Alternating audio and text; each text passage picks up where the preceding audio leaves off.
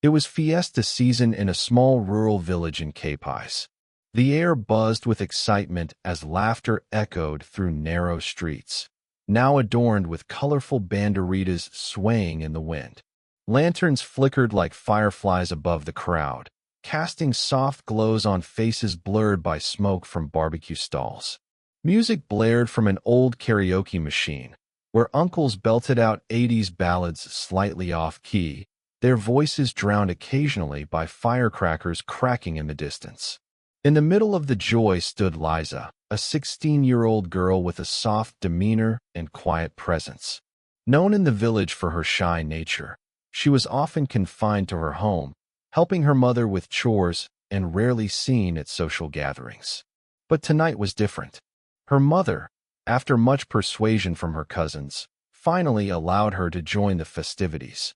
Wearing a simple white dress and a hesitant smile, Liza walked among the revelers, clutching a cup of juice and sticking close to her cousins.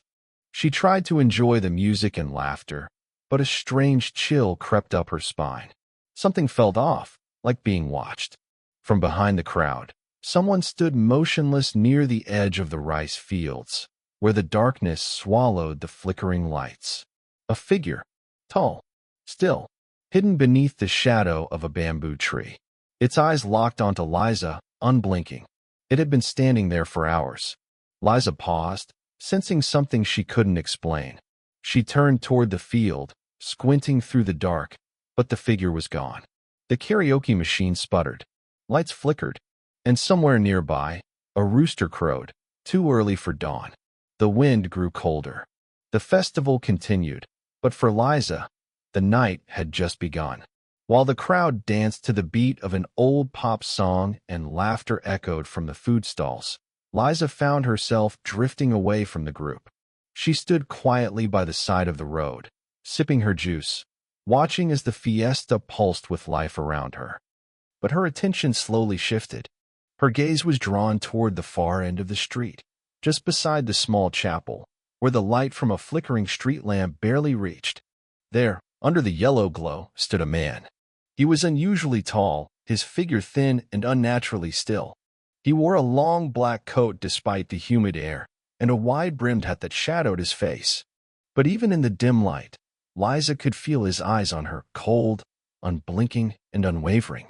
He didn't speak. He didn't move. He simply watched. Liza's heart began to pound. She searched his face for recognition, for any clue that he might be from the village or just a traveler passing through. But she didn't recognize him at all. And what disturbed her most was that no one else seemed to notice him. People walked past him like he wasn't there.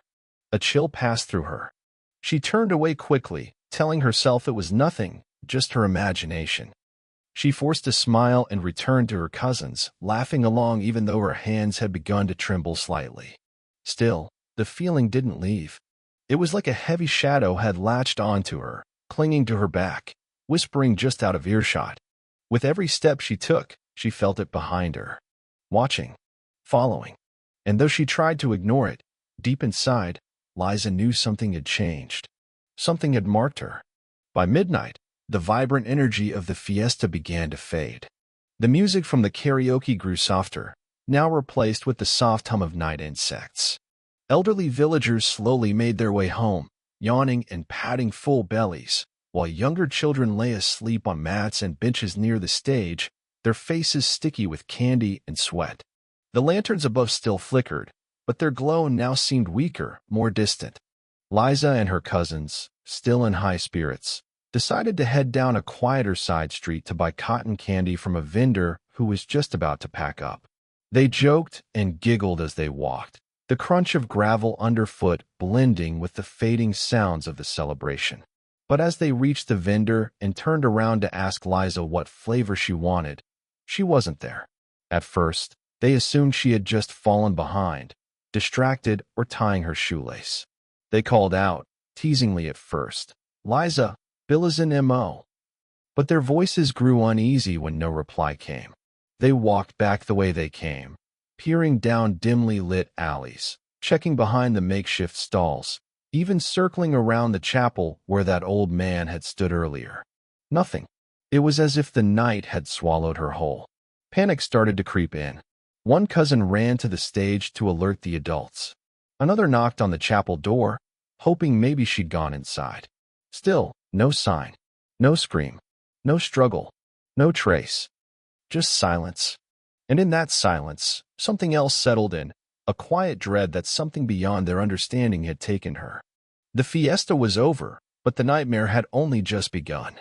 Liza was gone, and no one saw it happen.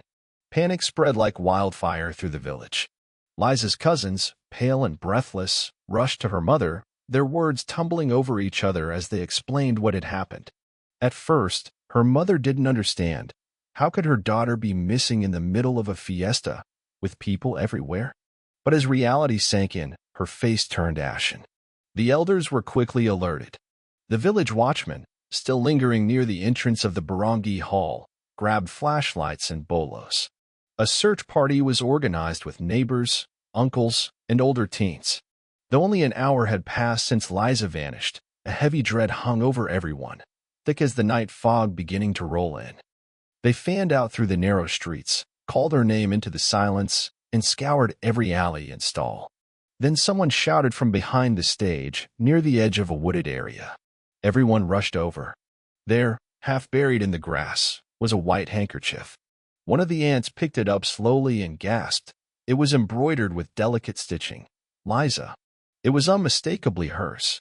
But the fabric was damp and strangely cold, as though it had been left in ice. Worse, it carried a pungent, sour odor that made some gag, like rotting leaves mixed with something unnatural. Nearby, they found footprints. But these weren't human. They were long, thin, and twisted at odd angles, like the feet of a large bird or insect, but heavier, deeper. Some prints had what looked like claws. No known animal in the area matched them. Whispers started. Old tales resurfaced. Some elders refused to speak aloud what they feared. But the look in their eyes said it all. They had seen signs like these before, and they knew it wasn't human that had taken Liza. By morning, the village was somber. The colorful decorations now seemed faded, and the joyous energy of the previous night had turned into uneasy silence. Everyone was talking about Liza, how she simply vanished, how her handkerchief was found in the woods, and the strange footprints no one could explain. Then, around noon, an old healer arrived. No one sent for him. He came on foot from a neighboring town, carrying only a cane and a worn satchel filled with herbs. Some villagers recognized him, Mang Fidel, a man known for sensing things others could not. Whispers followed him as he walked across the plaza, his eyes distant and alert. He didn't greet anyone. He didn't need to. Instead, he stood still in the middle of the plaza, closed his eyes, and took a deep breath. After a moment, he opened them and muttered, Hindi Ito Ordinaryong Pagawala. May kumaha sa kanya. At Monarkahin Nasia, the crowd grew quiet. He continued, voice low but firm. There is an old tale, one that many of you have forgotten. During Fiesta season, when joy fills the streets and everyone lets their guard down, a creature walks among us. In a swaying. It takes on human form, blending in, watching, waiting. Mang Fidel paused, letting the weight of his words sink in. It chooses one girl, he said, his eyes scanning the gathered villagers. Usually someone quiet, kind, innocent, just like Liza. Some gasped. Others crossed themselves. Once it marks her, he said, tapping his cane on the ground, there is no going back. No prayer, no guard, no hiding will undo it. The creature has claimed her. The villagers looked around at one another, fear creeping into their bones. Because now they knew, Liza was not missing. She was taken. Days turned into nights, and still, there was no sign of Liza. Search parties continued for a while, but hope dimmed with each passing day.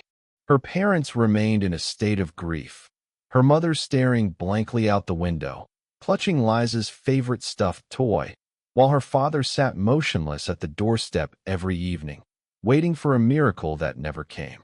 But soon, grief gave way to fear. Each night, as the village slipped into uneasy silence, strange things began to happen. At Liza's house, her parents heard scratching sounds above their heads, like long, sharp nails dragging slowly across the tin roof. Sometimes it was soft, like tapping. Other times, it screeched loud enough to wake the neighbors. But every time her father ran outside to check, there was nothing, no one, no animal, not even a leaf out of place. One night, a neighbor whispered to the barangay captain that he saw something move past Liza's window. A tall shadow, faceless, dressed in black. It glided rather than walked. It left no footprints on the dirt outside. It disappeared as quickly as it appeared, like it had melted into the darkness. Panic spread again. The family placed garlic cloves on every door and window. The elders instructed them to light a candle every night and say prayers before bed. Some even blessed the house with holy water. But the unease remained, because deep down, no one truly believed these measures could stop what had already begun. Liza wasn't just lost. She had crossed into something else, something beyond the reach of search parties, prayers, or reason, and whatever had taken her was still out there, watching, waiting. A week had passed since Liza vanished, and the village had changed. The once lively streets were quieter now. The laughter that once echoed during the fiesta had turned into whispers and prayers. Fear clung to the air like fog. Desperate for answers and peace, the entire village gathered one evening at the chapel to hold a mass prayer. The candles burned low, casting flickering shadows on the wooden walls, as the priest led everyone in solemn chants for Liza's safe return. Then, just as the prayers reached their peak, a shrill scream pierced the silence. A little girl pointed, trembling. "I saw it, Liza." Behind the chapel, gasps followed. People rushed outside, the prayer forgotten. They ran behind the chapel where the girl pointed, and there, in the dim light, stood a figure. It looked like Liza. Same height, same white dress. She stood unnaturally still, her head tilted slightly, arms limp at her sides. In one hand, she held a handkerchief, Liza's handkerchief, embroidered with her name. But something was wrong. The figure had no face, just smooth, pale skin where features should have been. No eyes, no mouth, and no shadow beneath her feet. A brave man stepped closer. Just as he reached out, the figure dissolved, vanishing into a puff of thin, gray smoke that scattered with the wind. A cold silence followed. Since that night, the village was never the same. Every year during the fiesta, one girl would go missing, quiet, kind, always unnoticed until it was too late. And every year, the elders would give the same warning: never stare too long at someone you don't know. They might not be human. Now think, what would you do if a friend vanished in the middle of a celebration without a trace? Would you search? Or would you wonder who or what took them? For